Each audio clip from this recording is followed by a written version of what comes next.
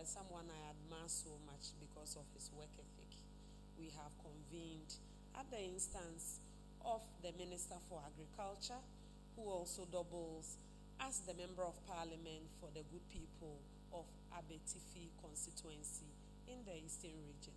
He is here to talk about measures to mitigate the impact of the dry spell, as you have seen published. Members of the public and the media noted with concern that due to climate change and some challenges, there are some parts of the country that are not experiencing predictable rainfall patterns, and which has also some adverse impact on agriculture and food security. As a responsive minister, I have seen the Honorable Minister move across the country from Bono to northern part of Ghana to see things for himself and to see the necessary measures that he, on behalf of government, can put in place to bring some relief to Ghanaian farmers. So today he is here, and we are going to hear from the horse's own mouth his strategies and the efforts that together as a government we are putting in place to solve this challenge. If you joined us from the comfort of your homes or offices, we are live on GTV, Joy News, Channel 1 TV, UTV, Net2 TV, ABC News GH, Sagani TV in Northern Ghana, NTV also in Northern Ghana, Asasi Radio, Oman FM. And we are streaming on Facebook at Ministry of Information, Mofa_Ghana, Think Media, and Kofigo Media. Ladies and gentlemen, before I yield to the Honorable Minister, permit me to acknowledge the dignitaries who are here with us this afternoon. First of all, I would like to acknowledge all directors from the Ministry of Food and Agriculture and also the Ministry of Information. In particular, I would like to acknowledge the Acting Chief Director and Director of Finance and Administration at the Ministry of Agric, Mr. Paul Siami. Also with us is the Chief Director at Ministry of Information, Madam Fatili Liswali. We are also joined by the CEO of Ghana Irrigation Development Authority, Engineer Richard Boateng. Also with us is Mrs. Paulina Abe, Director, Women in Agriculture Development. We are also joined by Madam Alice Zhu. She is the Procurement Director here at the Ministry of Information. Dr. Solomon Ansa Jan, Director, Crop Services Directorate. Also with us, ladies and gentlemen, is Mr. De Young, the Director, Agriculture Engineering Services Directorate. Also joining us this afternoon is Ms. Doris Vayi, the Director, Procurement at the Ministry of Food and Agriculture. We also have thus Ms. Josephine, Acting Director, PPB MED at the Ministry of Food and Agriculture. We are also joined by Dr. Ba Adade, the National Coordinator for YIAP and GASIPS, also from the Ministry of Food and Agriculture. Advisor to the Honorable Minister, Honorable Odro, is here with us. Yes. And also with us, I've seen some special guests also joining us for today's press briefing. We are joined by the Honorable Minister for Defense and Member of Parliament for the good people of Bimbila constituency, Honorable Dominic Nitiwo. Also with us is my big brother and Member of Parliament for Karaga constituency, who is also the Minister for Finance, Dr. Mohammed Amin Adam. Ladies and gentlemen, once again, permit me to acknowledge our media partners as I yield to the Honorable Minister for Food and Agriculture for his initial remarks. If you joined us this afternoon, we are live on GTV, Joy News, Channel 1 TV, Net2 TV, UTV, ABC News GH, Sagani TV, Northern TV, Asasi Radio, Oman FM, and streaming on Facebook at Ministry of Information, Mofa GH, Think Ghana, and also Kofigo Media. On that note, ladies and gentlemen, I will yield to Dr. Bryan Acheampong, the Honorable Minister for Food and Agriculture, for his initial remarks. Thank you.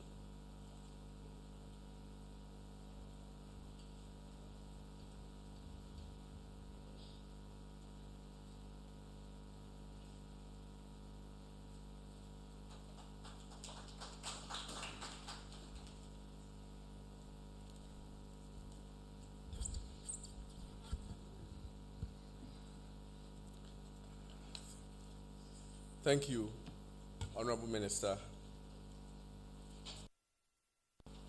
colleague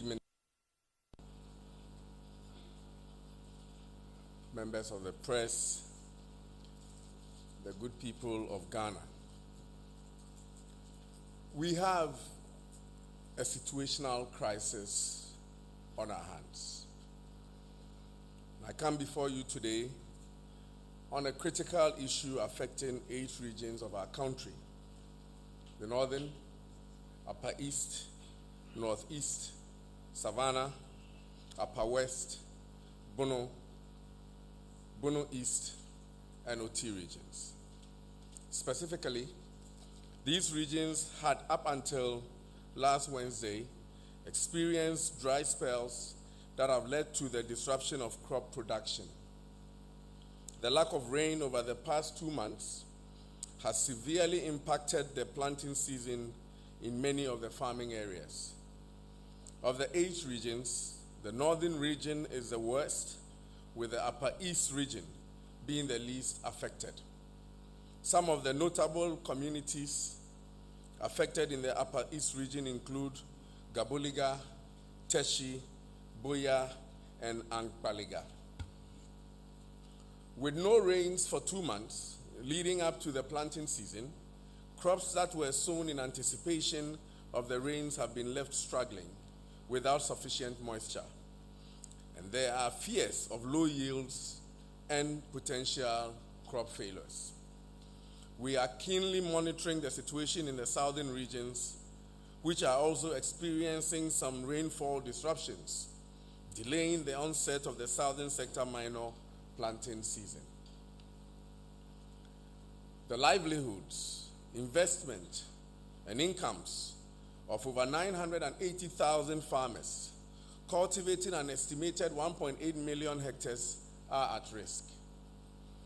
And the ripple effects on agricultural value chain actors, such as the farmhands, aggregators, processors, traders, transporters, and on food supply, could be felt across the entire country.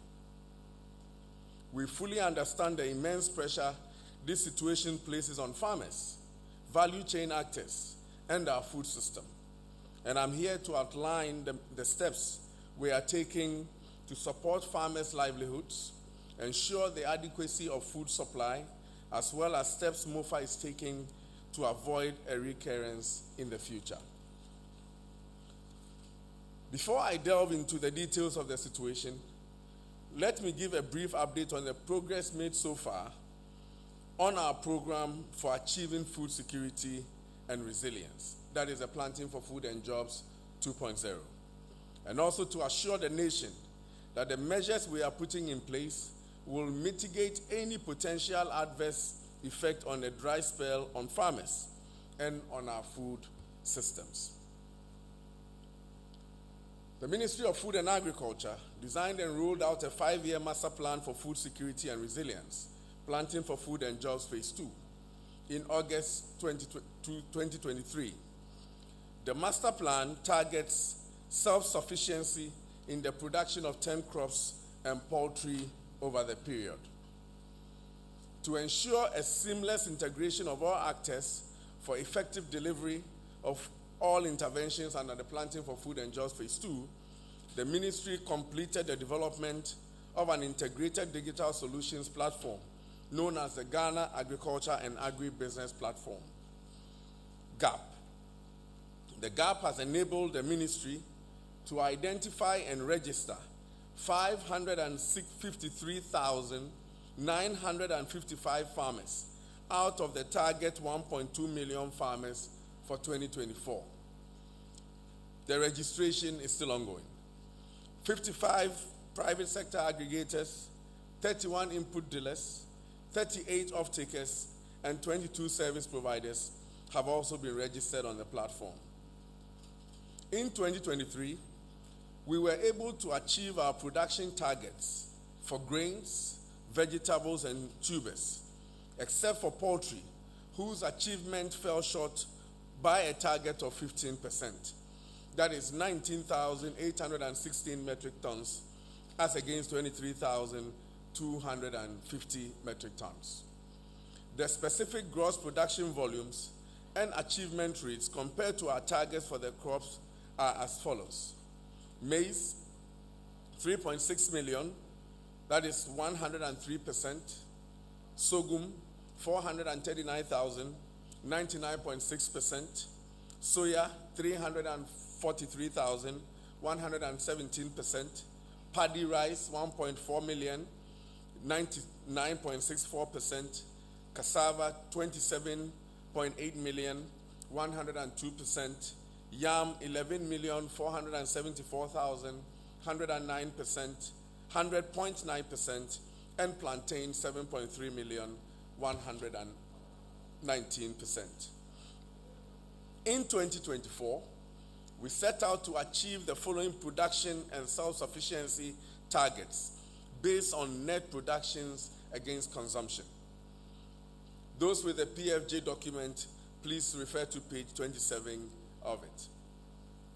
Poultry, we intend to move from 5% self-sufficiency to 13% self-sufficiency, and that is producing 42,600 metric tons. Rice, 908,000 metric tons, which will bring us to 59% self-sufficiency.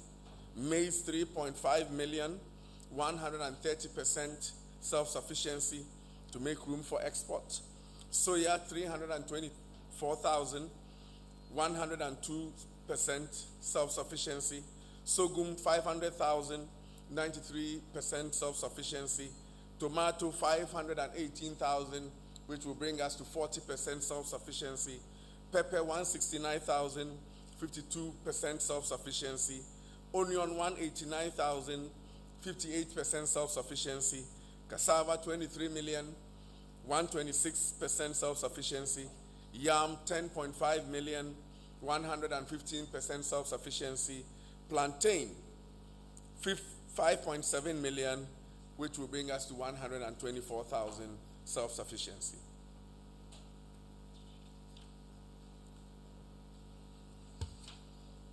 To achieve these targets, the ministry implemented a number of interventions, amongst them the distribution of high-quality agro-inputs, land development, and irrigation development.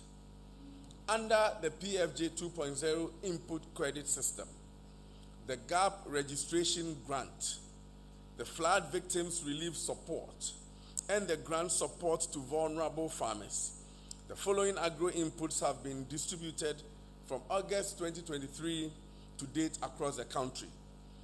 2.3 million bags of fertilizers, 2.6 million kilograms of rice seeds, 3.3 million kilograms of maize seeds, 10,000 kilograms of vegetable seeds, which is onion, pepper, and tomato, 820,000 liters of agrochemicals, 7 million day-old chicks, 52 million doses of vaccines, and 12.8 million kilograms of feed. I must add that the last mile distribution to reach the target farmers is still ongoing in some districts. Irrigation development. The ministry has this year invested in the development of irrigation facilities in the northern, upper west, upper east, and eastern regions, covering a total irrigable area of 4,700 hectares to expand crop production. Procurement processes have also commenced for the construction of 13 irrigation facilities, which will add 15,500 hectares of irrigable land. The construction of 19 small earth dams, covering a total area of 605 hectares, are also currently in progress in the northern, upper east, and upper west regions. These irrigation schemes are complemented with the construction of 500 boreholes for solar pump irrigation systems and the procurement of 1,000 pumps for water extraction for vegetable production. When completed, these additional schemes will enable the irrigation of 6,250 hectares of farmland for all year-round vegetable farming. The ministry has also engaged the services of contractors to develop 14,150 hectares of farmland for smallholder and commercial farmers. This will add 144,000 metric tons of maize per annum to our national production. On post-harvest infrastructure, to address the perennial problem of post-harvest losses, especially for vegetables, the ministry is investing in the construction of 26 aggregation centers and 12 pack houses in selected districts across the vegetable growing regions in the country. We have also commenced the construction of a 60,000 metric ton silo facility in Hwehwe in the Kwao East District for the storage of rice and maize as part of the Strategic Grain Reserve Program. Let me now come to the issue that has brought us here. The Ghana Meteorological Agency, GMET, predicted intermittent dry spells during this year's cropping season. However, the dry spells in the 8 regions have been continuous, resulting in near-drought conditions that have significantly disrupted production. The weather for July and August have been relatively dry and sunny. The pattern of rainfall has been unreliable, and the amount of rainfall recorded this season has been lower compared to that of last year. This situation prevented some farmers from preparing their farmlands for production, while those who were able to prepare their land could not sow due to the absence of moisture.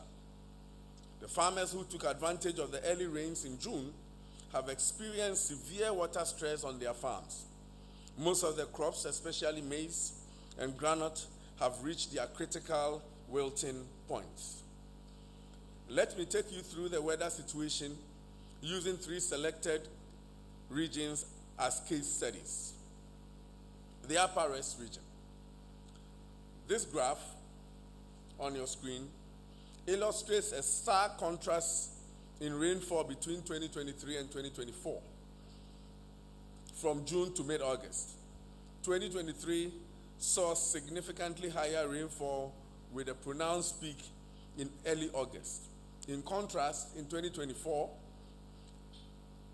experienced considerable lower rainfall throughout this period, indicating a potential drought or significantly higher drier conditions this year.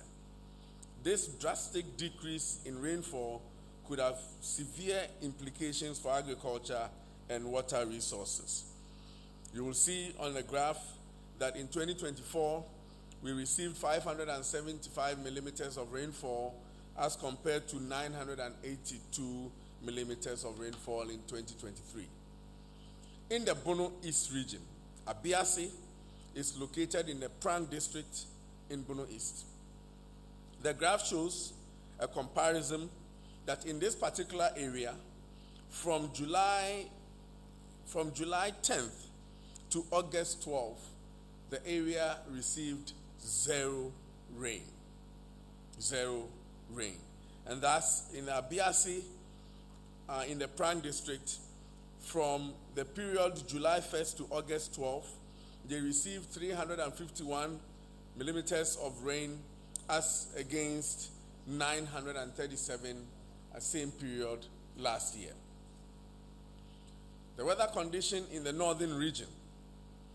The northern region experienced low rainfall this year as compared to last year, as shown on the graph. Finally, the crop and pastoral impact due to the prolonged dry spell. On the screen, you will see a shift from green to brown and yellow hues in 2024, which is the first image on the screen.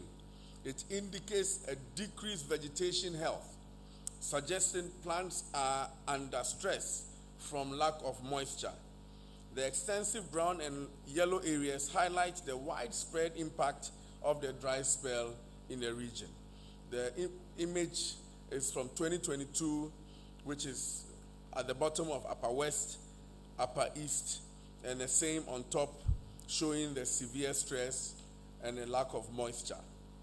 The final image is data from Ignitia, which is the next image. This data from Ignitia from 13th to 20th August, 7 days, shows rainfall experienced in the whole country and the sub-region. The dark red means greater than 100 millimeters, yellow 30 millimeters, and green 10 millimeters. The oval marking indicates areas where almost no rainfall has been observed, indicative also of the past month. Information from Ignitia, sourced from Agroc, indicates a heavy rainfall, and this is the rainfall situation or the outlook. Ignitia's report, as sourced from Agroc, indicates a heavy rainfall eventually passing through on the 20th of August. This resulted in large volumes in several locations in Tamale, Bole, Wa, Navrungu, Yendi, and most of the Savannah and northern regions, and also benefited from this rain. Now, this is good news. The 20th August rain event is expected to mark the beginning of more plentiful rains in the central and northern parts of Ghana. The end of the season is expected in mid to late October, extreme north, and middle of November for central Ghana, with coastal Ghana set for dry season in December. The outlook for the next 4 weeks. Sufficient amount of rain for crop growth is expected over the next 2 weeks across the northern half of Ghana, and the rainfall distribution is also marginally conducive for planting a little further south in Bono East, Ahafo, northern half of Ashanti and Oti regions. In about 2 weeks' time, all regions except the coastal regions are expected to receive adequate rainfall volumes. The outlook from September to December marks September 1, or the month of September, marks the beginning of the second rainy season in the south of Ghana, as rains start to contract towards the coast. This means that most of the southern Ghana should be able to see sufficient amounts of rain to support crop growth. Rainfall will hence become more frequent and abundant throughout the country during September, before the dry season starts setting in around mid to late October in northern Ghana, mid-November for southern half, with the exception of the coastal areas in the northern regions, where the dry season is expected only in December. Now, the effects of the dry spell. Preliminary reports indicate that 8,520 cropping one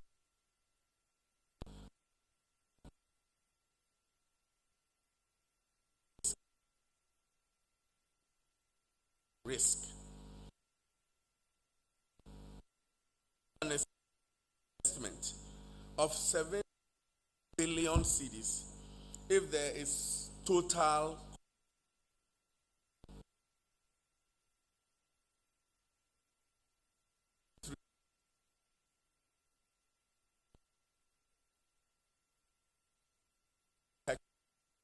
those who lose total revenue loss estimated at 22.2. So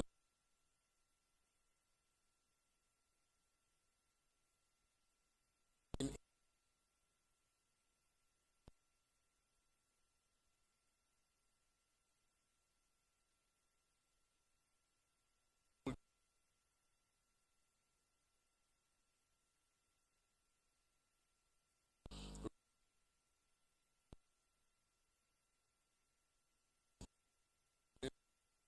220 billion. As at August 20th,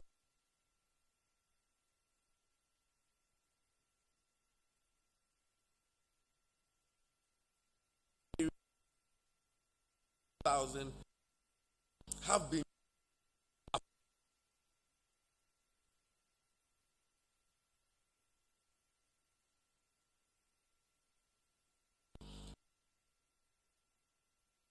$872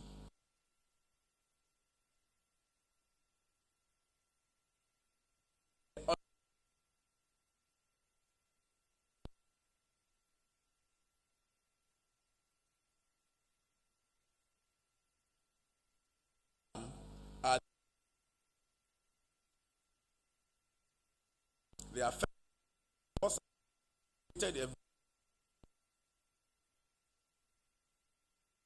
revenue of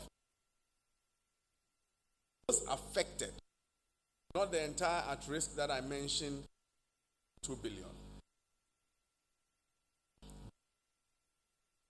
0.5 billion and potential revenue billion. These food security and life with the consequences. Food shortage. The affected regions contribute about 62% of the country's grain.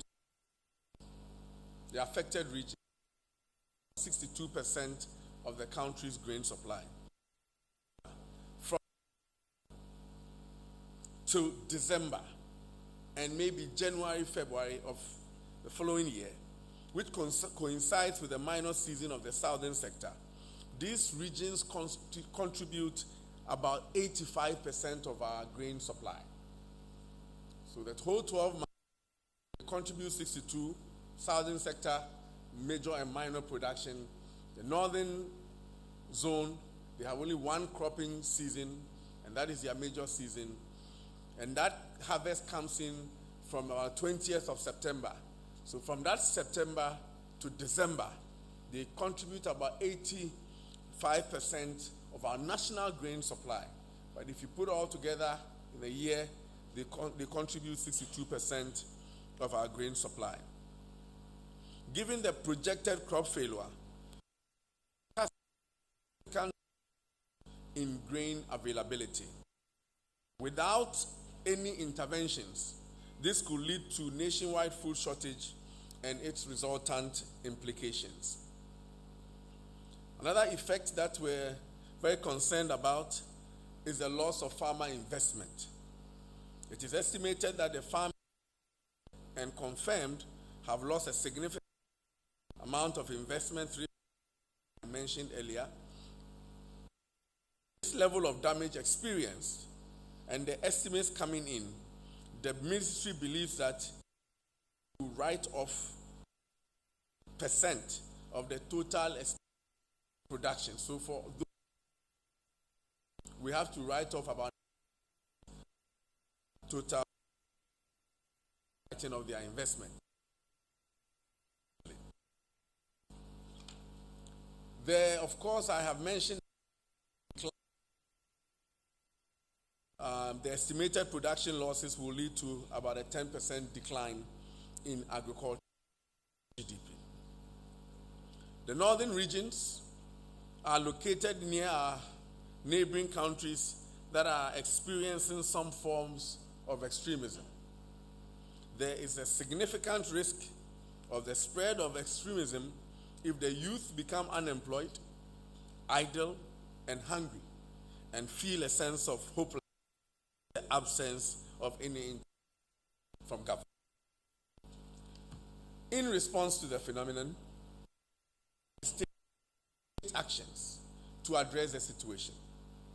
In the medium to long term, government expects the sector to develop resilience to these climatic conditions as it rolls out more irrigation and water management schemes. The immediate interventions from now to January 2025. The following measures have been approved by government for implementation by the ministry to avert a food security crisis. With immediate effect, government is placing a ban on the export of grains, including maize, rice, soya bean, until the situation normalizes. This measure is essential to ensure the availability of crops on the domestic market. Any farmer with stock and interested in selling should contact our district directorates across the country, our district aggregators, or the Directorate of Crops, Ministry of Agriculture. This is to ensure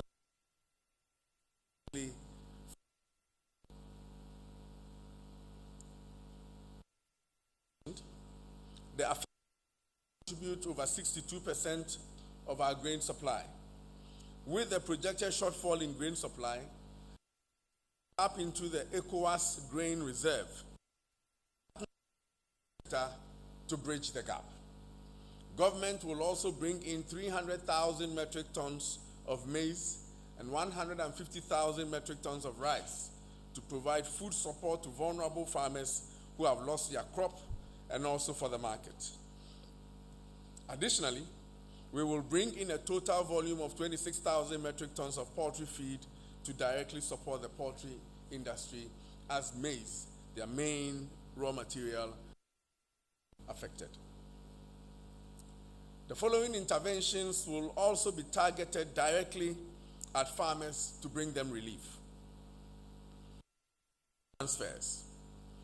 We have identified 928,523 farmers, 0.8 million hectares, who are at risk, but been able 435,000 of the at risk.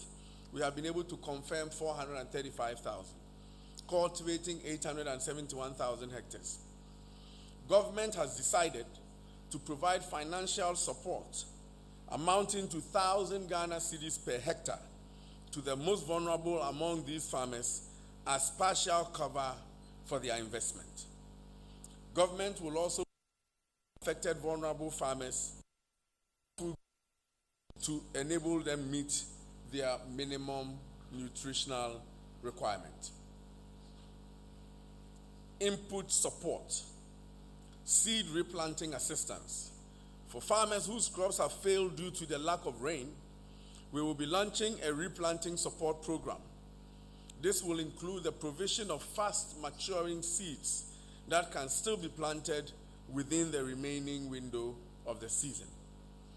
Farmers who need to replant will also fertilizers to ensure that they can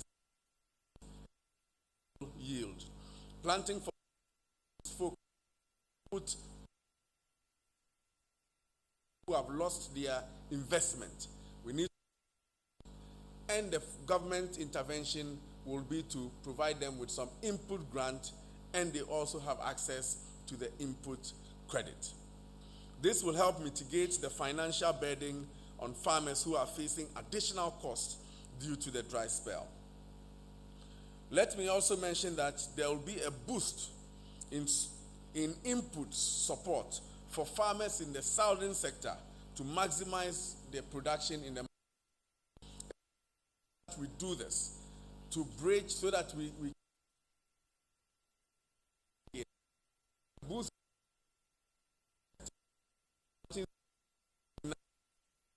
reduce to bring in. Farm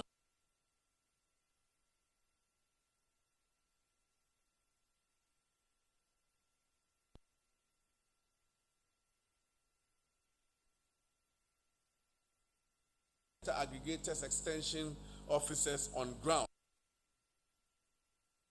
agronomic and soil conservation practices, soil moisture and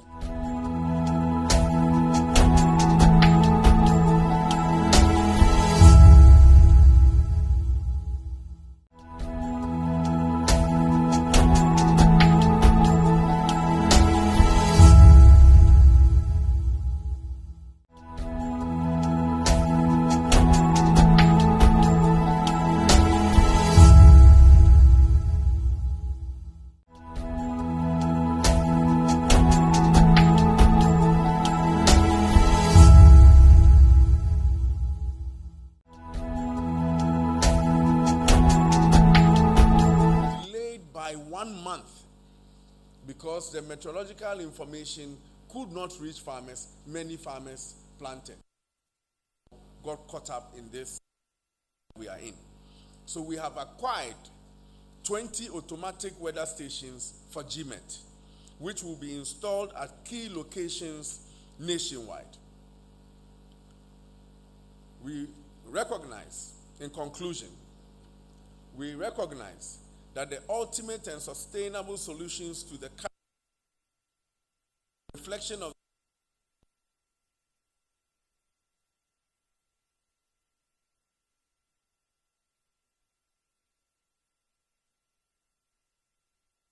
government require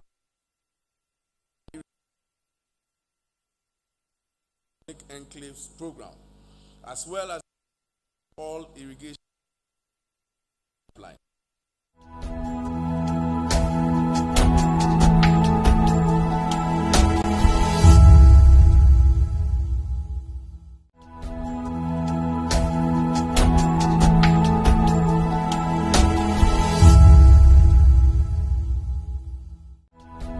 Will continue to monitor the crop, both the north and south sectors, and keep the nation informed. Thank you very much.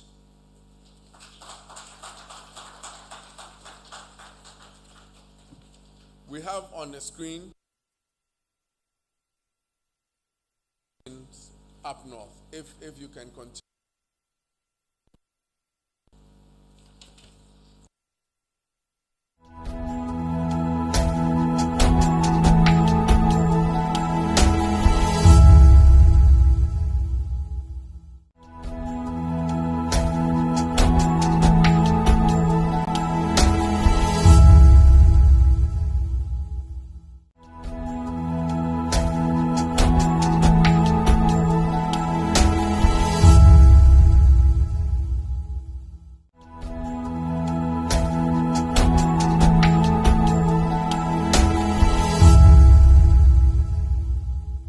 Acre rice farm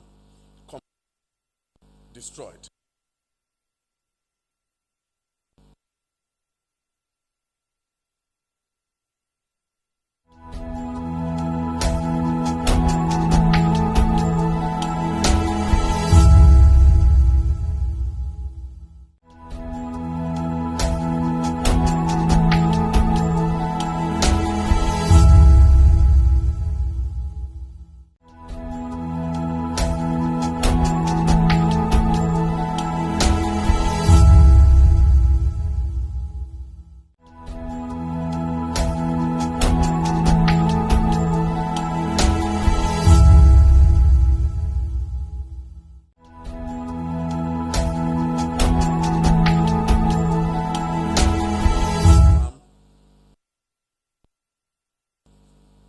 Yep. You see the faces of our citizens in the next image, please. And these are the faces of dejection, having suffered this loss. The gentleman on the left on the farm where got into the point.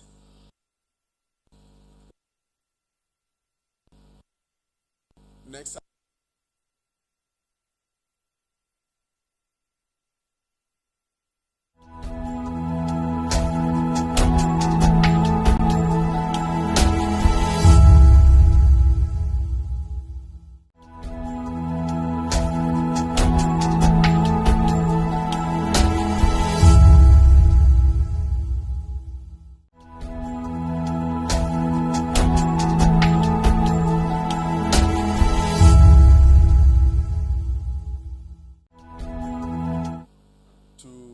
Show him on the ground. There's a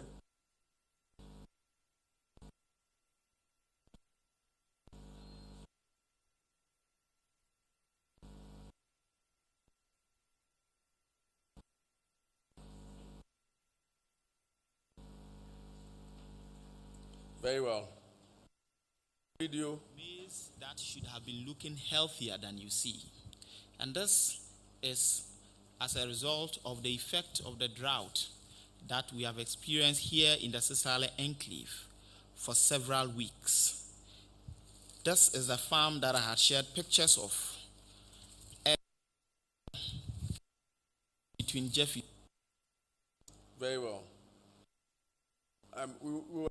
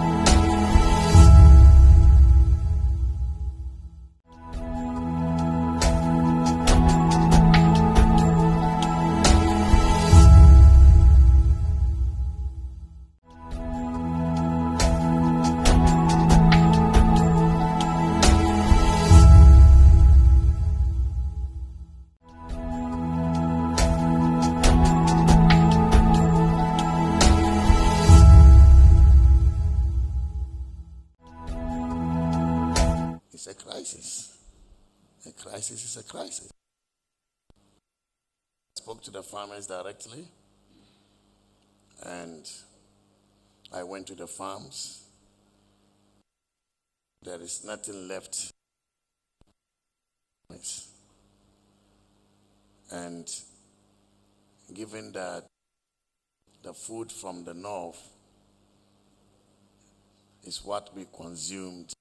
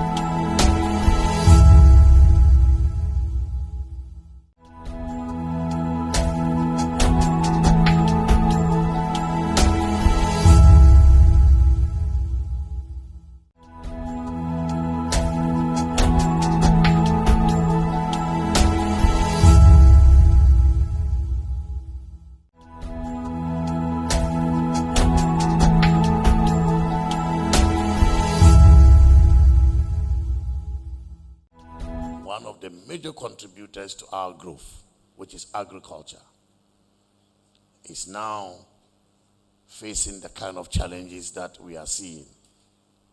It simply means that our growth trajectory is in danger. Economic growth is in danger. We also look at it from the perspective of pricing. We have seen for some time now inflation trending down from about 54% inflation in 2022, by end of 2022, to about 20% inflation in June this year. And our expectation is that we end the year with an inflation rate of 15%. I am very optimistic that we will make significant progress. But we also know that our inflation basket is dominated by food inflation. When you see food shortage, and therefore the effect on prices, you should expect that inflation will respond, and will respond in the way that you do not want. Then we are also talking about bringing in food for the market, and also to provide food reliefs. I'm here to discuss with the minister how we are going to source the food. He may be running away from mentioning imports, but we already import a lot of our food. And so one other ways the economy may be affected is from the perspective of foreign exchange. People are complaining the cedi is getting weaker against the dollar. The rate is higher against the cedi. And so if you are going to bring in more food to support what we already have, you need to back it with forex.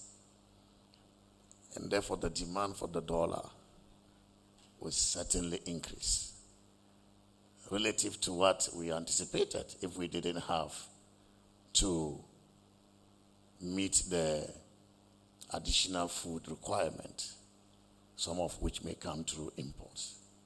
And so in different ways, the economy is going to be affected. But this is why we are a government. That when we see things like this happening, we have to respond. Our response may not entirely neutralize the extent of the problem, but our response certainly will help in stabilizing the situation until we get out of the crisis. And so, as the Honorable Minister for Food and Agriculture said, we are seeking to raise about $500 million US, the equivalent of 8 billion Ghana cedis, to fund the crisis response program. This is so much money. But we are doing this also at a time when our buffers are almost depleted. We are entering the 8th month or the 9th month of our fiscal year. The budget has been implemented so far for about 8 to 9 months. And you should expect that most of us are not there any longer. So this is a difficulty, but we have to raise the funds. As a responsible government, as a sensitive government as we are, His Excellency the President has directed that we do everything within our power to find the money to fund the government response. So far, from the budget side, we have been able to secure up to $160 million That's about 2.5 billion Ghana cedis. This is largely coming from the contingency fund, which our constitution established. And so we intend to trigger the processes for accessing the contingency fund. We are also doing what we call budgetary alignment to reallocate some funds that were originally meant for other purposes towards addressing the crisis. And so together, 2.5 billion Ghana cedis being mobilized from the budget side. We also relying on our development partners, and we've had serious engagements with partners over the past 1 week or so. And within this short period, we can report that we are able to secure 155 million US dollars. That is about 2.4 billion, almost 2.5 billion Ghana cedis. And so out of the 8 billion Ghana cedis we are seeking to mobilize, we can say that we have visibility on about 5 billion Ghana cedis that we want to use, and use it quickly to respond to this crisis. It may be interesting to also note that the part coming from the development partners, the World Bank, used for such as the cash transfers and also to support input supplies, whilst use funds from the budget to bring in more food, more grains, rice, maize, etc., poultry feed for the market, and also to provide food relief to farmers.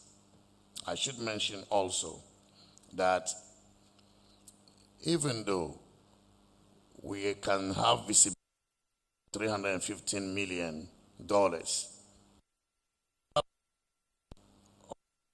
$85 million, we believe mobilize them as well. We can mobilize this money. If we have been able to mobilize $315 million, we should be able to mobilize $185 million, because some of the development partners, if you quantify them in monetary terms, we should be able to get some money from that source. Others are coming in smaller bits. Multilaterals, bilaterals, international development partners, they are all responding to support Ghana address this challenge, because they all have our journey to move away from the crisis we experienced in particular. They have been part of this journey. And these are not development partners who are going to sit back. The gains we have made to be reversed. And so we are working closely with them to ensure that we respond and respond adequately. Now, some people may be interested in accountability, because usually during crisis, some resources may not be utilized properly or may not be accounted for. We have heard about this in crisis after crisis. We are committed to ensuring transparency and accountability in the management of these resources that we are mobilizing to respond to this crisis.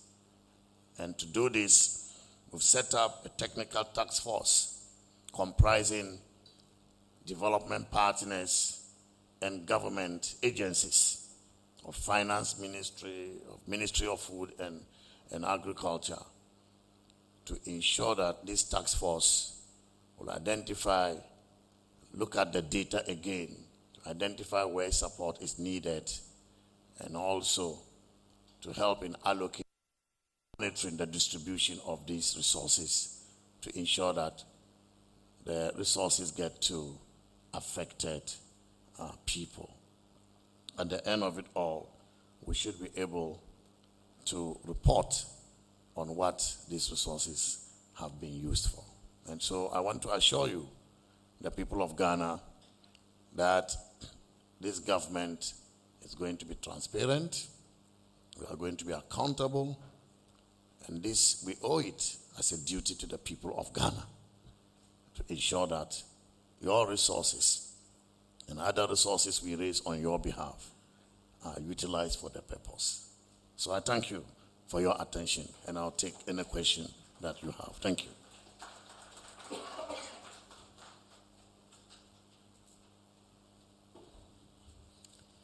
Thank you so much, Honorable Minister for Finance. Sitting there watching both of you speak with so much empathy and thoughtfulness, I have no doubt in my mind that this too shall pass. I'm confident that you will do everything in your power to find the money, first of all, and also to ensure that they get the support. On that note, ladies and gentlemen, yes, I've seen some hands up already, but permit me to acknowledge our media partners speaking. Then we'll come to you. Question, they will bring the microphone to you. You mention name and affiliation and then proceed to ask your question. And please, let's not drag. Keep it brief, as many as we can. But if you join this press briefing from the comfort of your homes or offices, we are live on GTV, UTV, Joy News, Channel 1 TV, Net2 TV, ABC News GH, Sagani TV, Northern TV, Asasi Radio, Oman FM, and streaming on Facebook at Ministry of Information, Mofa Ghana, Think Media, and Kofigo Media. Thank you. So, Mr. Atamensa, I saw your hand. And yes, okay. Okay, so we'll take the first four. I've seen 4 hands. So. Yeah, thank you. Okay. Atamensa from Ghana News Agency. The two ministers have painted a very bleak picture, and I'm so disappointed in the narration. Why am I disappointed? Because over 3 or 4 decades, environmental experts have predicted environmental challenges that will come because of the climate change. And so even in desert countries like United Arab Emirates, Israel, desert areas made provision to ensure food security. In Ghana, when they took over, they came out with policies to ensure food security. 1 district, 1 dam. Implement 1 village, 1 dam. Then 1 district, 1 warehouse. And over the period, they brief us, storage, and all those things they are doing to ensure the nation is secured. So I'm surprised by this narration. Would the two ministers admit failure on your part to being proactive in averting the situation? That's my first question. The second question. Please let me finish my questions. No. Please go ahead. I'll let you ask the question. Yes. But they admit failures on their part. Whether they will admit failure. You can ask your question because without of the policies the government saying what have they haven't said. So my second question. The Minister of Agriculture said they will ban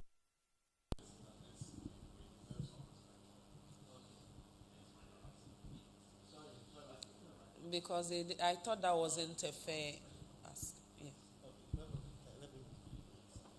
Yes. No, please go ahead. Yeah, my second question. The minister said because of the dire situation we find ourselves, there will be ban of export of grain outside Ghana. But rather, we will rely on ECOWAS grain reserve to help us cushion the nation. But we are in the same zone. Ghana, we are part of ECOWAS. And so if other countries have managed to secure their food, then it's an issue. If we are going to rely, while we are going to suppress exports, but we are going to rely on ECOWAS countries to support us. That is my problem. Regarding that, Ghana is in the same zone as other West African Thank countries. you for the question. I have other two questions. Oh, you've already asked two. It is fair that you know that it's not fair. You need to allow your colleagues to also ask their questions. Okay. If there is room for other follow-up questions, why not? But let us give your colleagues the opportunity. Honorable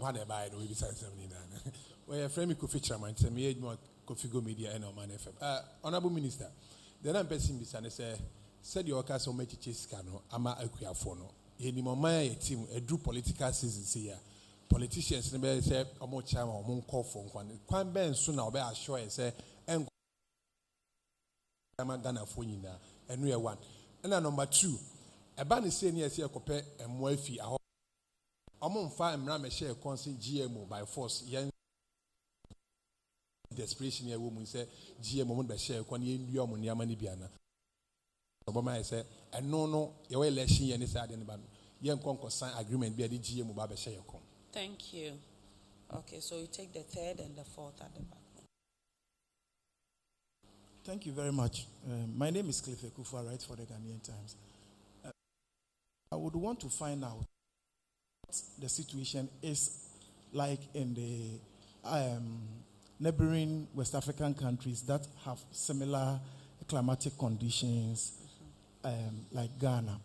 And then secondly, beyond the measures you have taken, what measures have you put in place to ensure that we don't politicize the crisis as has been spelled out by the Minister of Finance? Because this country, we are very quick to unduly politicize virtually everything. So I would want to find out, but for us to succeed, all of us would have to come on,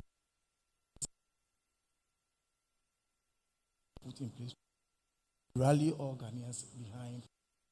Thank you very much.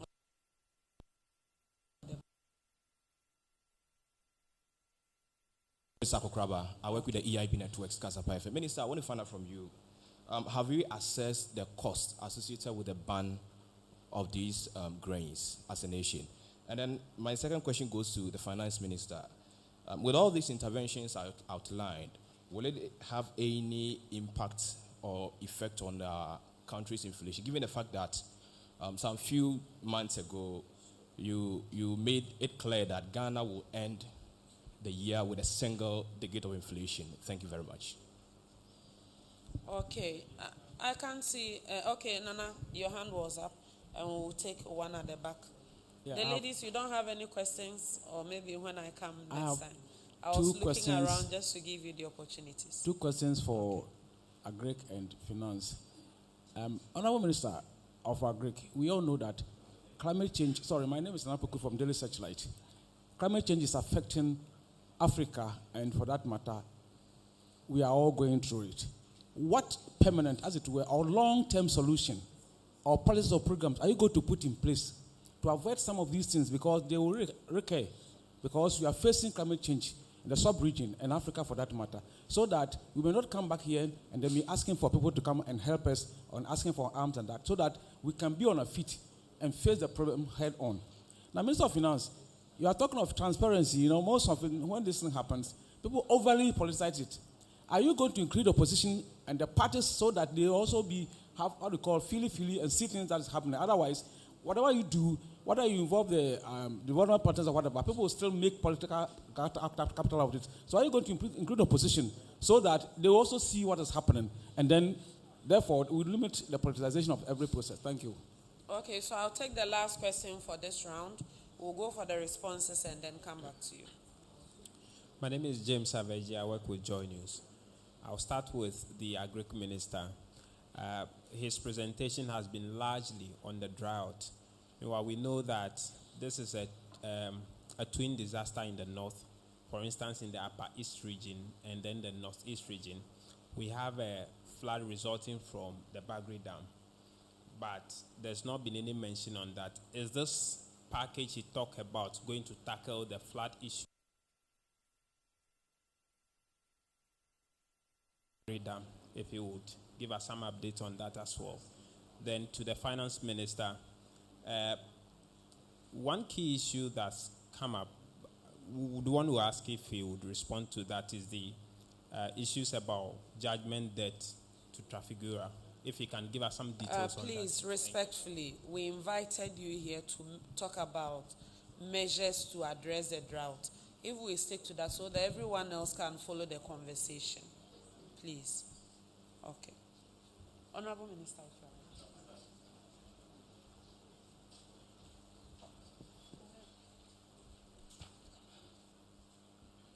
Okay, so I will start. And when I ask that we deserve some respect, please take it serious. When your ministers stand before you to give you report about happenings in the country, you can only help us to address and not to talk us down because we are politicians. So please take note of that. I thought the issue about distribution of the resources was addressed in my remarks. I said that we set up a technical task force comprising development partners and also government agencies. And I don't think any development partner is going to put money for that money to be used for purposes other than the purpose for which they put in that money. Just as we have our governance systems, development partners also have governance systems. Do audits, do monitoring, just as we do. And so to that extent, I do expect that we will understand the measures that we have already put in place to ensure that resources go to affected farmers. And secondly, I also said that the resources from the development partners will mainly go to the cash transfer relief, and also input supply support. And so I'm wondering whether the World Bank knows the political affiliation of the farmers that are affected, or whether USAID knows the political affiliation of the affected farmers.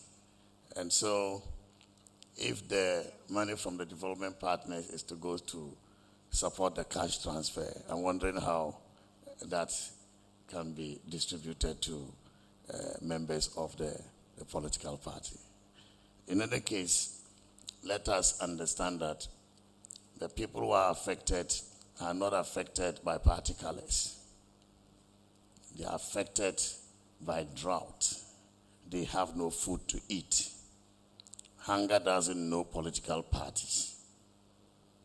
And therefore, the farms that we visited, the minister and I, we visited farms of people whose political affiliation we didn't know. So I'm wondering why anybody will contemplate that this crisis, which is about food, is about hunger, is about survival, can be politicized. If anybody is interested in politicizing this, then that person really has not appreciated the extent of this problem. And you are media people. You are part of the governance arrangements of this country. And you will do well as well to get yourself involved when the distribution starts and report to the people of Ghana what you see. If there is any scheme to distribute these resources to members of one political party or another, or if party card will be the basis for identifying who benefits, media people have the right to report, as you have reported on many, many other issues in this country. I also answered the question on inflation in my remarks. Maybe my friend was late when I was talking about that. But really, I haven't seen the figures yet. The figures were produced by the Statistical Service, and we'll wait and see. But as an economist myself, I know that food inflation dominates our inflation. And therefore, when food prices are rising as a result of food shortage, the figures will show what the results will be. There are other factors that affect inflation, and so to the effect that the positive effect of those factors outweigh the negative effect of food prices, you still will expect inflation to trend down. Otherwise, inflation will go up. So I hope you understand the context. Then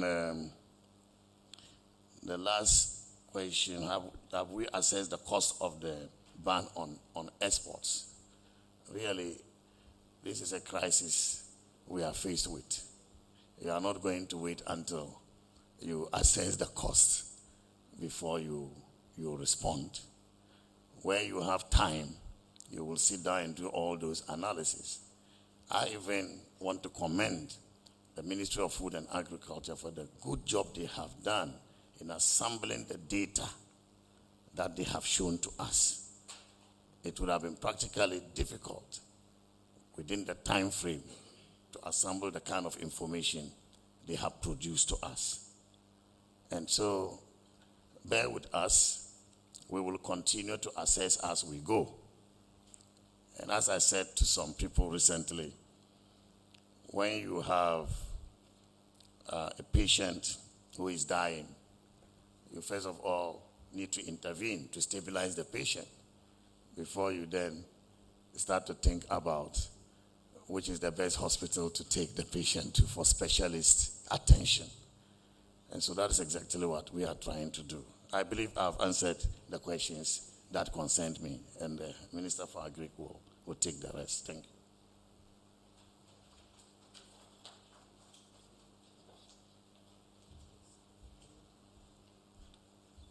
Thank you. This looks like very friendly questions. One district, one dam appeared before the public, which is the director of JIDA. He did mention and has provided locations of all the 574 dams that have been built, each of them with an irrigable area of about 15 hectares. So the dams are there. We are talking about a drought or a near drought condition, a dry spell. So when there is a dry spell, it means that there is no water. The dams are not rivers or streams or they are from river in this case. They are dugouts that holds rain water. And therefore, if there is no rain, the dams cannot function to support. But if there is rain, then it can store some water and at least extend the cropping life of the irrigable area that the dams are situated.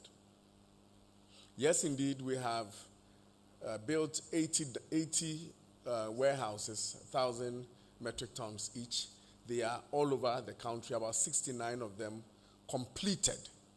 The remainder maybe in about the next couple of months, they will be completed. We are putting an advert for private sector person to come and manage these warehouses. So they are there and they are not a failure. What it is that we need more warehouses. We consume 2.5 million metric tons of maize. We consume about 1.4 million metric tons of rice. Soya, sorghum, millet, close to about another million metric tons. What we have built is about 80,000 metric tons. So your grains that you consume per annum, you are looking at what? About 5 million metric tons. But your warehouse, the entire installed capacity of warehouse in the country, both private sector, for excluding cocoa, for grains, we are looking at about 250 metric tons. So it is not a failure of policy. What we need to do is for government to invest more money into the construction grain reserves. And that is why we are building a 60,000 metric ton in one location in Hwehwe in the Kwao East District, such a silo to be able to hold the grain reserve. The ECOWAS Grain Reserve is a reserve that, in part, is also managed by National Buffer Stock. So it is not a grain reserve that is for example, our neighboring countries. It's for all of us. Last year, we had a big bumper harvest. If you were in this country, everybody knows that last year we had a great bumper harvest, which bumper harvest led to a 50 kg bag of as low as 145 Ghana cedis. We were in this country where farmers were complaining that because of the bumper, they can't even sell their maize because the prices that low. So the investment is working. So tapping from, when you have a bumper harvest, you invest in this grain reserve. And when you have times like this, you fall on the grain reserve for your portion to feed your country. So it is something that we did too.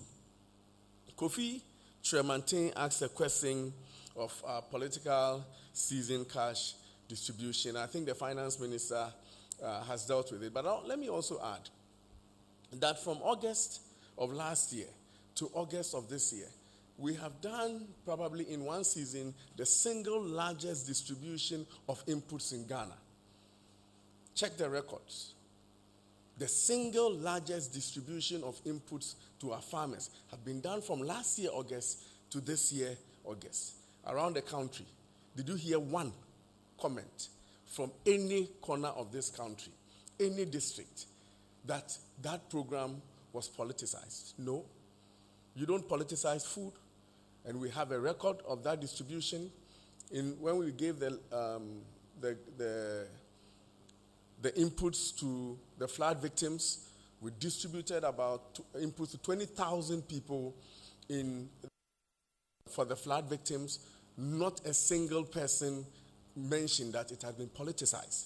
And the record is there to show that every single flood victim that was identified received the inputs. And we gave it to the districts, and not one person complained that the issue was politicized. When we gave the grant inputs for those who had registered on the GAP, not a single person can accuse the Ministry of Government or its persons of politicizing the distribution of grant inputs. When we distributed inputs to vulnerable farmers to be identified by members of parliament, we wrote a letter to parliament and gave every member of parliament to identify 100 vulnerable farmers that may have escaped us to go and receive these fertilizers. We didn't politicize it. We don't have the record of politicizing food in the last 12 months, and we will not start destroying that record now. GMO distribution, you can be sure that we exist to protect the country's food systems, and we will not adulterate it with anything that is not required to be in the system. Why did we not plan for today? And are we the only ones facing this situation? Just a simple Google will tell you what is happening in the sub-region. Just this year, Côte d'Ivoire banned the export of grains. Nigeria has banned the export of grains. Burkina has banned the export of grains. Some countries may not disclose their actions at all. I mean, imagine that we come and stand here, we don't announce the ban of the export of grains, but then when you reach the ports, you can't take it out. We have to be transparent with the people of Ghana in the actions that we want to take, and that is exactly what we're doing. We never experienced, we had a bumper last year, and if not for this situation, up until now, we've not really had any challenges with food, even today, except for the north that we're expecting the early maturing crops that are suffering now. In the southern sector, we don't have a challenge with food. Everything that we're talking about is what can affect us from September, October, when we expect the northern grains to hit the market. If they don't hit the market, then we will have food challenges. And that is what we are working now to ensure that by end of September, October, there's enough food in the system to stabilize the situation. We have mentioned about the politicization of the crisis. That will not be the case. The country is assured that we are here to help our citizens. We don't have that record of politicizing our food systems, and we shall not start. The cost has been dealt with by the finance minister. There was a question on climate change. The question if we will include the opposition in the implementation of the program. Any Ghanaian willing and able to help. This is a major operation of food relief. It is a major operation on grant distribution of inputs. Any Ghanaian that wants to help, any conduit that wants to support, except the politicization or the tribalization, or however you want to call these things, that will not be allowed. But anybody that wants to help in this operation to make sure that we have provided relief to our Ghanaians who have been affected, we've opened our doors to do that. Finally, on the Bagri Dam, it depends on how the spillage is conducted by our neighboring country. When they have a huge challenge and they open the dam full throttle, then we have a major effect down south. But if it is regulated, then our rivers are able to contain it. But then the spillage in itself, we have a lot of dams that are able to absorb some of contain some of the water, mitigating the effect of the spillage. And that is a communication that has gone on between Ghana and our neighboring country. That we cannot stop them from spilling, but we can engage them on how they spill so that it doesn't affect the fellow humans that are down south. And that is the engagement that has gone on. So we are seeing, sometimes we engage them, but then the situation up there compels them to open full throttle, and then we suffer. We are monitoring the situation. We are working with our neighbors to ensure that effects on our farmers are minimized. Other than that, it will further compound the challenges that we are trying to deal with. Thank you. I want to just add a little to what the minister said. He actually forgot to say it. He would have said it. But I have come to learn that MOFA has a database of farmers across the country. And the data was sourced from the farmers themselves. They have a system, an online system. People have to go and register. And that was the basis for the distribution of the inputs that the minister talked about from August till date. And so, if you're asking whether the opposition will be involved, what I plan to do as a member of parliament, right from this announcement, I'm going to my constituency to tell my people who have not registered, who are not on that data, the farmers who are not on that data, to go and register. And it's online. You don't need party card to register online. I'm going to do that. All you may need is your national ID card. And that was not issued on the basis of party affiliation. I'm going to do that. I will expect my colleagues, members of parliament on the opposition side, to equally go down there and sensitize their people so that they can get onto the database to enable them receive the support. We are not going to go to the street and start distributing to people. The support is going to farmers. And I also want to talk about the cash transfer.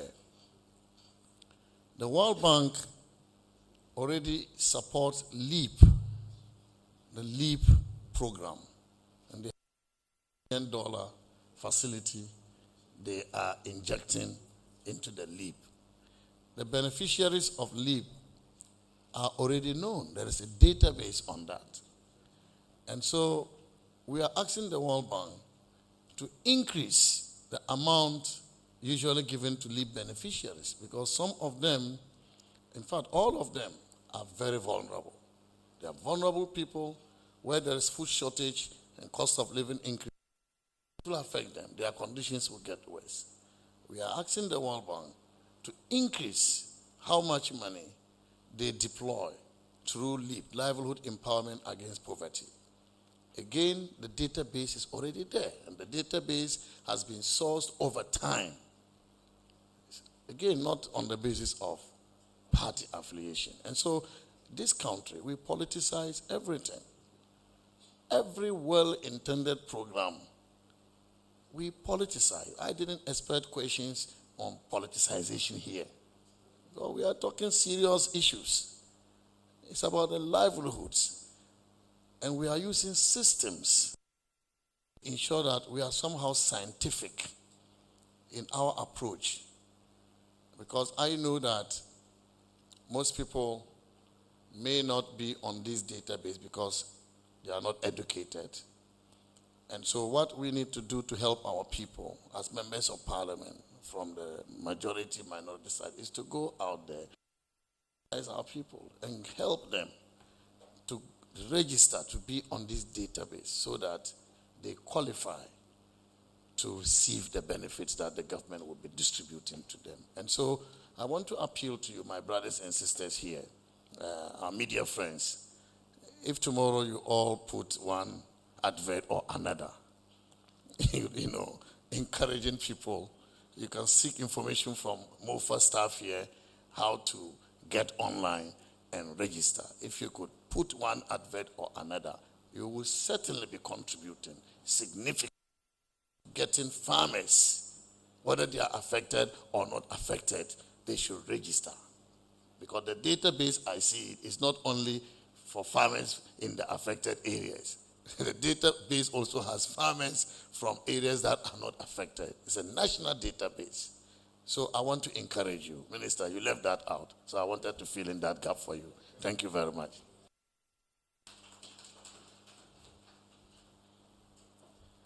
Thank you. Since it has come up, to register, go to gap.com, GHAAP.com, and register as a farmer. You can self-serve. You can register yourself. But that is not the end of the process. So you cannot just, there's a grant coming, support coming for farmers, so let me sit in my office and register. It doesn't work like that. You can register and provide your information, but the district agric officer must go with you to your farm. Polygon map of the farm. Okay, so the registration process, you provide all your details and your Ghana card, and you submit. It doesn't end there. You have to go with a district agric officer. We have a lot of extension officers. We have provided them with almost 3,000 tablets, Samsung A9 tablets, and about 300 laptops nationwide. The app is also on Google Play, gap.com. You can download it and go and map. You can even map the farm yourself. But that will not complete the process. An agric officer must go with you to your farm and validate if you did a self-service. Other than that, when you have provided the information, you go to the agric office, they go with you to your farm and take a polygon map. They walk with you around the farm and capture the size of your farm. We did this to ensure that when we are giving an input to a farmer, that input must be given on the farm. Okay, if you give an input outside of the polygon of your farm, it will not capture as delivered. Unless it is, in this case, this crisis or the flood reliefs. It also allows for us to monitor our extension officers. You have to go to a farmer's farm once a month. Okay, once a week. You can sit in your office and send me a report here that this week, present. We don't want that. You have to take the tablet and be in the polygon zone, okay, and submit that you have been there. That is how we will know that you have actually visited the farm. So it is a very, very comprehensive system. To register self-service, go to ghaap.com and register. And then the district office will follow up with you, go and take the map of your farm. If you are, in fact, for you to be part of this, receive a grant under this crisis, you will have to also attach an image of yourself standing in the polygon. So you cannot just register and go and take a football pack and submit to us. It won't work. Okay? Just as the images are shown on the screen, you have to be, that image must be in the polygon of your farm before you can benefit from, so that transparency to protect the public purse is bar none, at least. Thank you very much.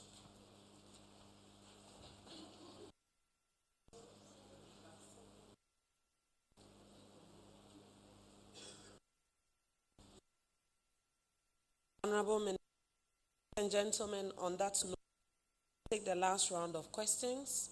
And then, yes. Okay, I've seen a lady's hand at the back. And then now take the two at the back. Okay, you have asked, so let me give them the opportunity first, and then I'll take the last round from it. So, 1, 2 at the back, and then we'll come to this. Mine is not a question, but to add up to what Minister said. Okay. I am a district chief executive. With the grant fertilizer, when I received mine, I actually wanted to know how many of my people are benefiting. And we had 620. And I can confidently stand here and tell you that not even up to 1 people are from my party. So just to add up to Minister, something that is open for everyone to register. So there's nothing like party colors attached to it. Thank you. Thank you so much. So I saw Echo's hand, and then, okay.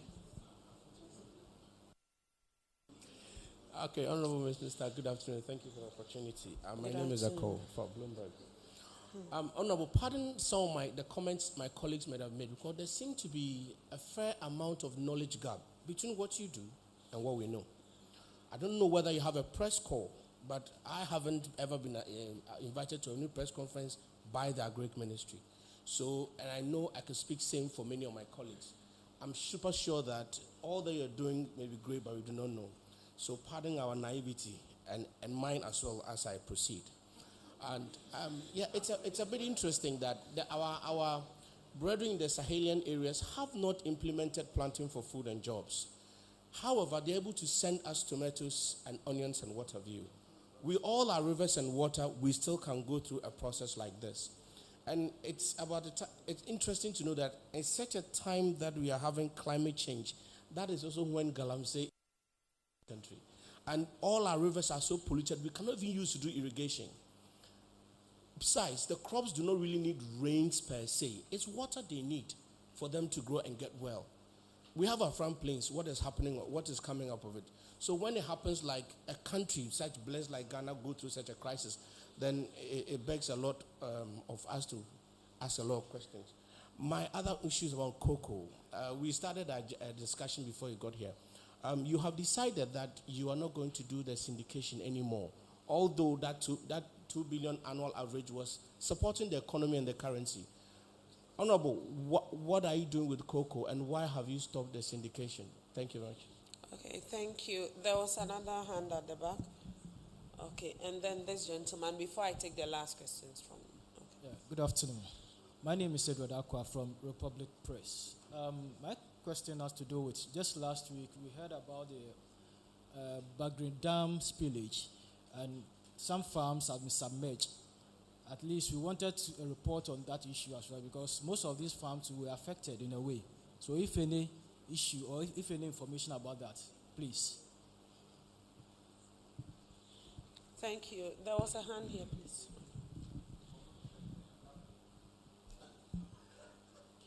Thank you very much. My name is Daniel Odromens. I work with CTFM and Channel 1 TV. My question is,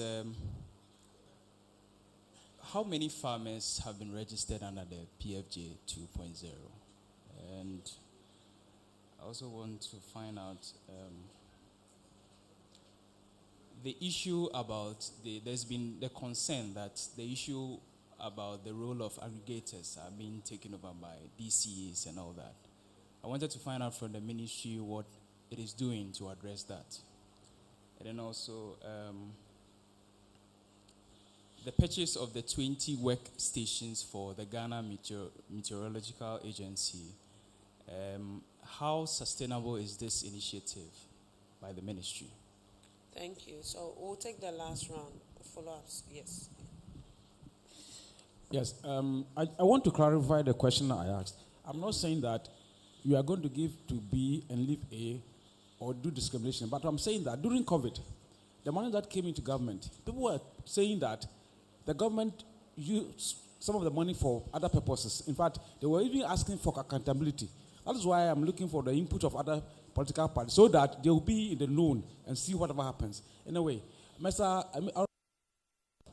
there's a glut of tomato at Fifi, and you're saying they are putting up a 60,000 capacity warehouse. And I saw in a social media where they were lamenting about the low price of tomatoes. I know Fifi plants tomatoes, onions, pepper, mango, and that's where I'm coming from. So I know the terrain very well.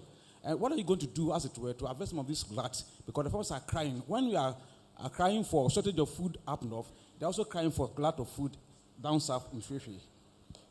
Okay, yeah. So you take Atamensa and then you take Clifford, or whoever you take first. Yeah. So, Honorable Minister, given the porous nature of our borders, how are we going to enforce the ban of export? Do we have any policing mechanisms to ensure that people comply with the ban? Thank you very much. Yes, okay.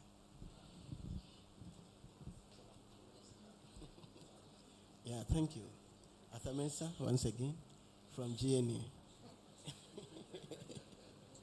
Yes, I want to find out, during the COVID time, the ministry set up a farmers center at the ministry, where the ministry sells food directly to the citizens at a cheaper rate. Okay. And when there was food crisis, it doesn't affect only the crop farmers. It affects every household. Okay. So I want to find out if there's any plan of maybe setting up districts who can go there to buy food at a cheaper rate. Thank you. Okay, thank you. Minister, you got that. He said during COVID and at a time that food prices went up, the Ministry of Food and Agriculture carted food to some centers so that people can get food, cheap food to buy. Are you considering that? Okay, so I take that to be the last question. I will invite the honorable ministers back for their responses and concluding remarks. Okay.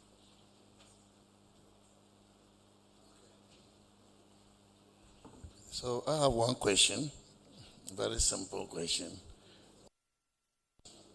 And I want to refer you to a press release by Cocoa Board, which indicated that they were not abandoning syndication.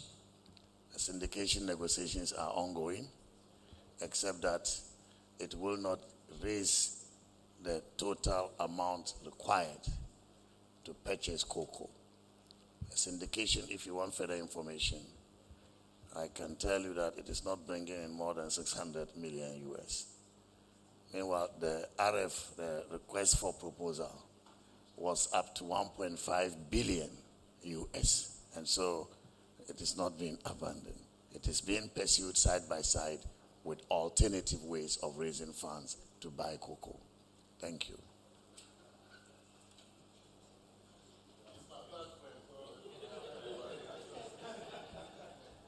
Thank you. You have dragged me to respond. Ordinarily, I came to observe and support my colleague. So good afternoon. So I want to assure you to the nation that the security agencies are immediately activating their network to ensure that the ban on cereals, which has been listed, are regularly enforced so that nobody will take even a single grain out. we have the approved routes and the unapproved routes. About 80% to 90% of all exports pass through the approved routes. And so I just want to assure you that already we have a lot of security personnel. From today, we will ensure that no truckloads of grains will leave Ghana across to anywhere. The unapproved routes, we will also get all that even the 20% does not leave our nation. It helps us as well because we have a big problem, which is the terrorist attacks all over across the other side. So if the ban is put in place, it's enabling deploy actively along the borders. It will help. But security is as good as the citizens themselves. So please take advantage of, if you see something, say something, and help the security agencies as well. You yourself are security people yourselves. So as long as you see something that has escaped the eagle eye of the security, please let us know. We'll act well. We are deploying all across the borders, particularly the northern part. We are also to the east and the south. And so we'll ask citizens to support the security agencies, that if for some reason there is some unapproved route or approved route, or somebody sees something that is going on that is not nice, please let us know so that we can act appropriately. It's for the good of all of us that we should not make our citizens suffer. If we have something that is unexpected and Parliament itself is even acting, then all of us have a role to play. It's not the fault of any government that rain has not come for the last 2 months. And so all of us as citizens must ensure that we work together. It happens. And so if we work together, it's natural disaster. We should be able to overcome. So we want to assure you that we will actively ensure that the plan government has put in place, or the decision government has put in place, we would enforce it to the latter. Thank you very much.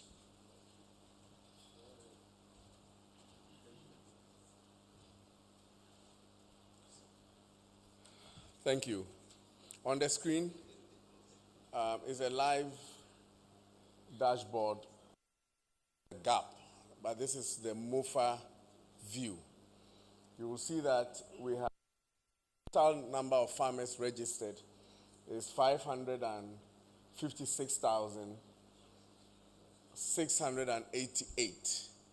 And I'm sure in the next minute or so, when they click on it, you see that the number will change because more farmers are registering. And then also these 556,000 farmers have registered a total of 8,160,000 hectares of farmlands. So this is like, we can drill down to a farmer. You see the size of the farm. We are employing satellite data to be able to zoom into the farm and see the activities of the farm. The president has directed, the president has directed that we engage a company called planet.com so that we can have a view on everybody's farm. So when you scroll down you see where it says pending farmer registration. It means all those who have registered on the GAP, but their farms have not been validated. The polygon map of the farms have not been taken. You see that also there. So, and we have the graphs by farmers per region, with the northern region giving us the highest number of registered farmers. We also have an inventory of all the stock of fertilizer that we have in the country. On the GAP, we are able to track every single fertilizer in the country. So all the input suppliers that we have in the country, when you bring your fertilizer, you report to us, and we help manage the inventory, because at any point in time, we need to know the stock of fertilizers or agro-inputs that we have in the country. We have also the number of farmers per commodity. And you see, is the most cropped item of farmers in this country. We have it by gender, by household, whatever statistical rule that you want to derive from this, we're able to pull that information from you. Is that it from this side? You can. Okay, so great. So with this system also, we are able to tell from the beginning of the planting season what the output of grains is going to be at the end of the planting season. Because we know the fertilizer that we have given you, we know the seed that we have given you, we know the yield of the seed, we know when you planted, we know when you will harvest, and aggregate. We are able to put together, say that the northern sector, from the start of the planting season to the end of the planting season, this is the total number of grains that we have. And if we have excess capacity, we are able to invite our neighboring countries to officially apply through the government to get the excess grains from the buffer stock. That is the precision agriculture that we are talking about, to be able to ensure that agriculture is organized in a proper way. Our humble gentleman from GNA, Atamensa, I see that you took the counsel of the finance minister seriously, because your question now came with a very humbling tone. That is how life works. Yes, it's okay. At least you have been advised and you took it. I like people like that. Now, Ghanaians buying tomatoes from Burkina Faso is a challenge for all of us, because right across the border is massive tomato production backed by heavy investment in irrigation. We are trying to reverse the course to put in more investment in Tamni Tono, especially in the northern sector, to allow for tomato production in these areas. Until such a time, it's not a problem. But don't forget that they also buy a lot of grains from us. So now we are buying tomatoes from Burkina. Admittedly, we don't want it that way, but they are also buying a lot of tomatoes, grains from us. Probably almost 60-70% of the grains that they consume there is produced by us. They are buying a lot of soya from us. So that in itself, trading is not a bad thing. What the complaint is that we have the capacity to produce tomatoes. So why are we not leveraging on that? We are working on it. Okay, we are working on it, and we will get there. Now, we export a lot of yam in the whole world. We are the largest exporter of yam. Not the largest producers, that is Nigeria, but nobody exports more yam than we do. But I don't think that the countries that are receiving our yams are going to go on demonstrations because they are getting yams from Ghana. All Ghanaians are saying is that we have the capacity to produce tomatoes. Let's get on with it. And that is exactly what we're doing. From Plains. You know, I'm from that part of town. You know, since I have been Agric minister, we have put 3 billion Ghana cedis in irrigation schemes in our Farm Plains alone. Chairman from Kunedu, Atonsu, all the way to such a Farm Plains. 3 billion Ghana cedis in irrigation infrastructure. And if I knew you were going to ask me questions outside of the crisis, I'm sure I would have brought you some pictures. But you can come to the office tomorrow, and I'll show you the investment that we are putting in Farm Plains in the last 12 months. And that is the reason why we know that in 3-4 years, there's going to be a lot of grains coming from the schemes that we are building in our Farm Plains. And that is why we are putting up the 60,000 metric ton grain silo right around there. Okay. It's in my constituency. I'm very, very happy about that. You know, that's why we are citing it there to be able to hold the strategic grain stock. So a lot is going on in our Farm Plains. We should feel the impact very soon. I did talk extensively about the Bagri Dam. So I don't want to go repeating myself. how equipment that we are giving to GMET. We have a program for called FSRP, Food Systems Resilience Program, which program has a heavy concentration on climate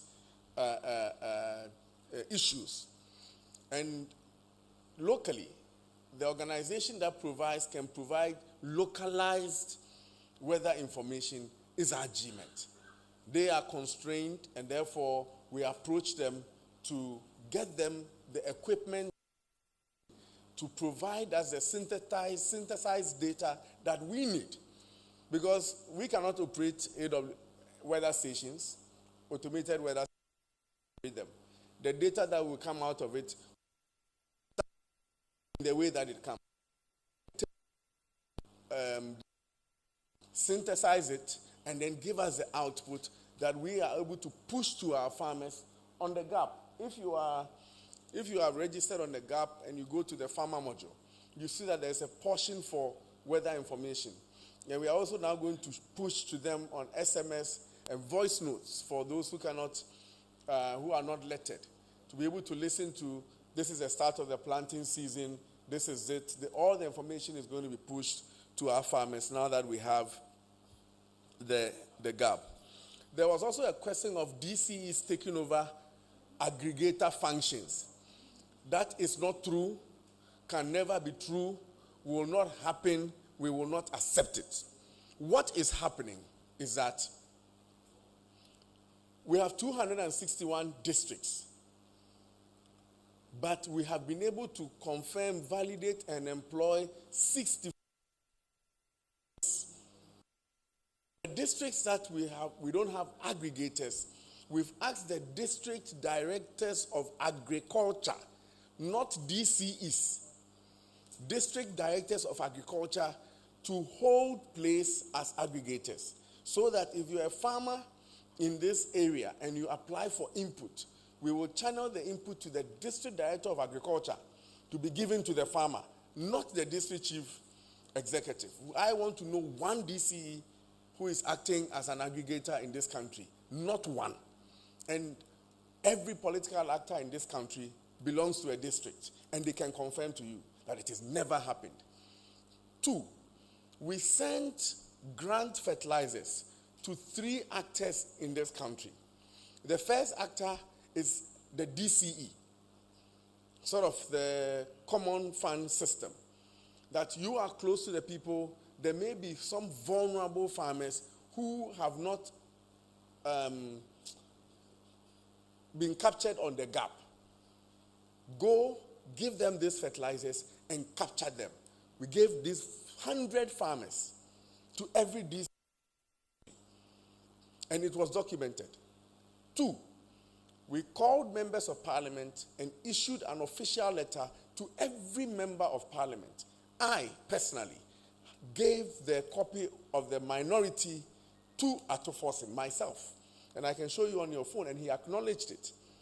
You take that letter to the assembly and you collect your grant fertilizer to give to vulnerable farmers that the member of parliament has identified. 275 of them. I got one too. You register the farmers on the gap. We also gave 15 farmers to the district director of agriculture. So we ensure that there's a fair playing field, no politics in the food business, at least in the food production business in this matter. So there's nowhere in this country that DCE are acting as aggregators. In the unlikely event that there is such, it has not come to our notice. None of my officers have reported same, but trust me, we'll deal with it very, very rapidly and aggressively so. The defense minister has taken the question on security. We have dams, 574 of them. I did mention that if there's no rain, you see, irrigation schemes are different from dams. On irrigation schemes, you are drawing the water from major rivers. Irrigation director, that's right. Let me try and use your... Good. Irrigation schemes, you are drawing the water from major water bodies into your dams. That is different from the community dams that we built that are harvesting rain.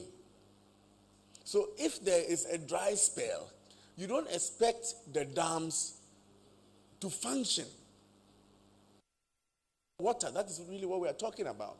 So know the difference. I had to educate myself, and I believe that with you stand educated. Okay? If there is no water, the dams cannot survive. But if there's rain, we can harvest the water, and it will hold the water for a much longer time than allowing it to just run off. That is the difference between these dams and the irrigation, like we're trying to do in Afram Plains, in Tono, in Via, Tamni, Botanga, and now in Afram Plains. Will we employ food centers as we did under the Planting for Food and Jobs Phase 1, where we brought in food from buffer areas to distribute to? We shall not do that. That is not what we seek to do. Most of the foods that we will bring in will be on the markets, except the ones that are going to go to the affected farmers. Even they will pick from the established vendors who have shops throughout the country. So we don't intend to set up special joints or shops or the likes to redistribute food. It's going to be a receipt system. If you have been identified on the gap, you pick your receipt, you go to the shop, you pick your assigned product, and really that is what it is. I hope I have successfully answered. Yes. I mentioned that we are putting a silo for grains in Fifi. We are also putting in pack houses. We are putting, how many pack houses are we putting in Fifi? 2. We are putting 2 pack houses in the area. I mean, since in fact, it's my constituency. So the decision to put 2 pack houses there was very, very easy to make. But as you know, it is a heavy tomato and onion producing area. We have a lot of post-harvest losses from that side, and we are putting in these pack houses to ensure that we don't suffer these post-harvest losses. I hope I have been able to answer your questions, and with my colleague ministers, me pese me damwase se mo ba betie asopam Ghana fo nyina ato renchem kese e na ato yakuafo ewo atifi mantem a free esrem eba bono eko oti yakuafo a ewo ho omo normal ye a woni dua ye eye free June ebesi August nyina ahye nobaya omudua ye no nsuo entimi ameguso ama eka kese e na aba saa semi a aba beto akuafo yi enye omo pe na eba be ha omo eba be ha Ghanafo nyina ewo yedua ne semu ebi se emiri kakra ya ye kwakoduru akobro nyamu no nnuane a yedi eye ebro emo ne niema no dodo na efiri eho ena eba ena asem kese we so ayeden aba bebom aban intimi ntena ho enhwe efi se akuafo no wono sika a won di share adwumanim no sika no ayeden ahye mfaso a ewo so oninya no enya ade ebeba aduane a esanka wono ete woni no ba ya woni bedi no so no eno so a abawo nti asem kese ya bai na wo se aban etu ho anamon makwa akohwe mene finance minister isika kura for akwakohwe omampani ankasa so dani akwakohwe den akwakohwe asem no enya asem papa nti nhihye ya aban eye no se free ene ede kono obia opese ode aduane a ya ye wo Ghana ha etichiru ni ebro ana de friend grains, ebro, emo, soya, sorghum, millet, free ɔman no mu ɛkɔ amanɔne no ɛnya ade a yɛbɛpene no yɛpɛ sɛ yɛ make sure sɛ aduane ɛwɔ kurom ha ɛtɔ so mmienu akuafoɔ no a wɔne nnɔbaeɛ ahye a wɔne ntumi ɛnya aduane ɛnni no ɛkwan ɛnam akwanya ɛda hɔ a aban ɛde aduane so ɛyɛ den ɛba bɛbrɛ akuafoɔ no sɛ aduane a yɛde brɛ akuafoɔ no so no yɛde bi bɛba kurom ama aduane a anka ɛho ba bɛyɛ den no ɛho ɛnyɛ den saa nneɛma wei na ne ɛhwɛ anim sɛ bɛba September ɛne ɛkɔ October no nti yɛyɛ nɛnɛ sɛdeɛ ɛbɛyɛ a saa mmere no du a ɔmfa ɔhaw biara ɛmmerɛ Ghanafoɔ nsuo no asate ɛɛtɔ ɛfiri na wɔtwa mu yi ɛnnɛ koraa me no ka sɛ nsuo tɔ ɛwɔ ɛsrɛ mu nti no yɛba bɛma akuafoɔ no ebro a wɔn betumi adua ɔmo betumi adua ɛmo no so yɛde bɛma ɔmo deɛ yɛfrɛ no early maturing seeds ɛne akandeɛ bi a ɛka ho ɛyɛ fertilizer a wɔn bɛhia ɛmo de aboa sɛdeɛ ɛbɛyɛ a yɛbɛtumi anya aduane afiri hɔ no so no aban de nam kwan so a yɛreba wɔn a wɔn nnɔbaeɛ no ahye kora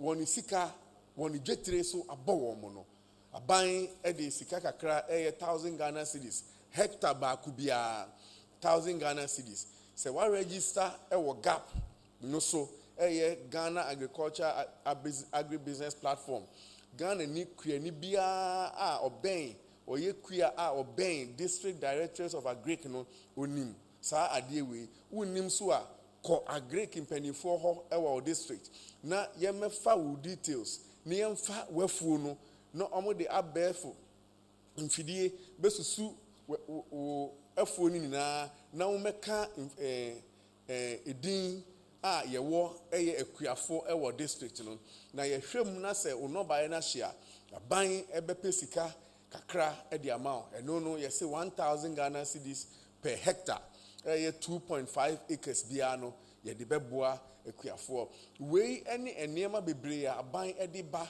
abɛbɛboa Ghana man sɛnea ɛbɛyɛ a atorɛnkyɛm yi ɛnha yɛaduanesɛm ɛwɔ Ghana nyinaa anaasɛ ɛnha akuafoɔ nankasa ɛwɔ wɔn abrabɔ mu yɛgu so a yɛtietie na sɛ ɛba sɛ wɔ sɛ yɛsesa mmoa no anaa yɛde bi ka ho a kwan biara so finance minister abɛgyina ha ahyɛ yɛbɔ sɛ deɛ ɛwɔ sɛ wɔyɛ biara ɔmampanin sɛ ɔhwehwɛ saa mmoa no na ɔmfa mmoa akuafoɔ na ɔmfa mmoa Ghana yɛwɔ mu gyidie sɛ aban bɛyɛ biribiara de aboa yɛ ministryfoɔ a wɔwɔ Ghana ha nyinaa ne yɛ ministryfoɔ a ɛwɔ ha yɛaka a yɛntom abom sɛ atorɛnkyɛm no yɛmfa nyɛ amanyɔsɛm na yɛbɛmaki sure sɛ obiara deɛ ɛwɔ sɛ obiara onya biara no ɔbɛnya na amanyɔfoɔ ne amanyɔsɛm ntwe ho mfiri yɛaduanesɛm mu na ɔmo a ɔmo hia mmoa no mmoa no nkɔ ɔmo hɔ yɛda Ghanafoɔ nyinaa ase.